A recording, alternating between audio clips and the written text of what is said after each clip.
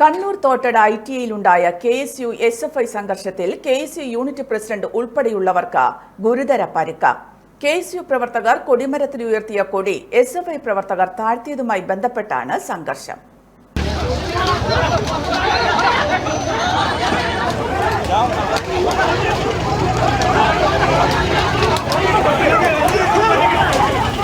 ITI union തിരഞ്ഞെടുപ്പിൽ നാളെ നാമനിർദ്ദേശ പത്രികാ സമർപ്പണം നടക്കാനിരിക്കെയാണ് ഇന്ന് സംഘർഷമുണ്ടായത്.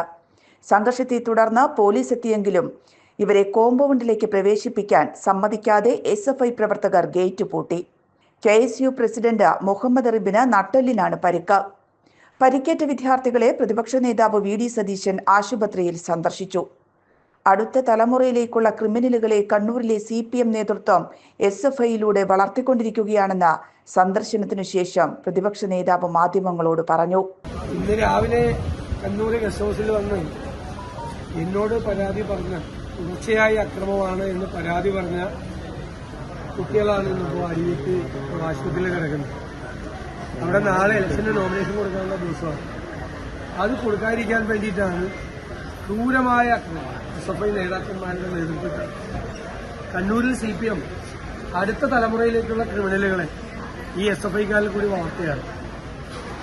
ഈ ITIയിലും തൊട്ടപ്പുറത്തെ പോളിടെക്നിക്കിലെയും 2 യൂണിയൻ ഓഫീസുകളും ഇടിമുറികളാണ്. അത് KSUക്കാരെ മാത്രമല്ല, SFI അല്ലാത്ത എല്ലാവരെയും അവർ ആക്രമിക്കുകയാണ്. ഏതോ ഇൻസ്റ്റഗ്രാമിൽ ഒരു വിഷയത്തിന് ലൈക്ക് ഇട്ടു എന്ന് പറഞ്ഞതിന്റെ പേരിൽ കഴിഞ്ഞ ദിവസം KSU അനുഭാവിയല്ലാത്തൊരു കുട്ടിയെ കൊണ്ടുപോയി ഇടിമുറിയിൽ വെച്ച് ക്രൂരമായി മർദ്ദിച്ചു. ഇതെന്താണ് ഈ സംസ്ഥാനത്ത് നടക്കുന്നത്? പോളിടെക്നിക്കിലും ITIയിലൊക്കെ പഠിക്കുന്ന കുട്ടികൾക്ക് എന്ത് പ്രായമുണ്ട്? 18-19 വയസ്സൊക്കെയുള്ള കുട്ടികളെയാണ് ഇങ്ങനെ ക്രൂരമായി മർദ്ദിക്കുന്നത്, മാരകായുധങ്ങൾ ഉപയോഗിച്ചാണ് ആക്രമിച്ചിരിക്കുന്നത്. ഇത് കുട്ടിക്ക് ഗുരുതരമായ പരിക്കാണുള്ളത്. ആക്രമണത്തിനെതിരെ നടപടി സ്വീകരിക്കേണ്ട പോലീസ് CPM നേതൃത്വത്തെ ഭയപ്പെട്ട് നടപടികളിൽ നിന്ന് പിന്മാറുകയാണെന്ന് പ്രതിപക്ഷ നേതാവ് പറഞ്ഞു. SFI അല്ലാത്ത എല്ലാവരും ആക്രമിക്കപ്പെടുകയാണ്. ഇത് അവസാനിപ്പിച്ചാൽ മതിയാവും. പോലീസ് ശക്തമായ നടപടികൾ സ്വീകരിക്കണം. പുറത്ത് പോലീസിനെ നിർത്തിയിട്ട് ഗേറ്റ് പൂട്ടിയിട്ടാണ് അതൊക്കെ അക്രമം നടക്കുന്നത്. പോലീസ് ലാത്തി ചാർജ് ചെയ്ത് ആരെയാണ്?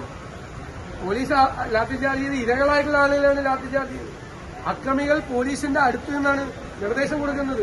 SFI ജില്ലാ സെക്രട്ടറി ഉൾപ്പെടെയുള്ള ക്രിമിനലുകളാണ് ഇത് ചെയ്തു കൊടുക്കുന്നത്. അവർക്ക് CPM നേതൃത്വമാണ് മുഴുവൻ സപ്പോർട്ടും ചെയ്തു കൊടുക്കുന്നത്. എന്ത് വൃത്തിയുടെ ഇത് ഏത് കാലത്താണ് ഇവർ ജീവിക്കുന്നത്? SFI പ്രവർത്തകരെ ഉടൻ അറസ്റ്റ് ചെയ്തില്ലെങ്കിൽ ശക്തമായ പ്രതിഷേധ പരിപാടികൾ സംഘടിപ്പിക്കുമെന്നും പ്രതിപക്ഷ നേതാവ് പറഞ്ഞു.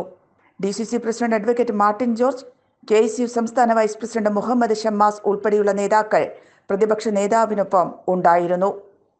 News bureau, Kannur 1.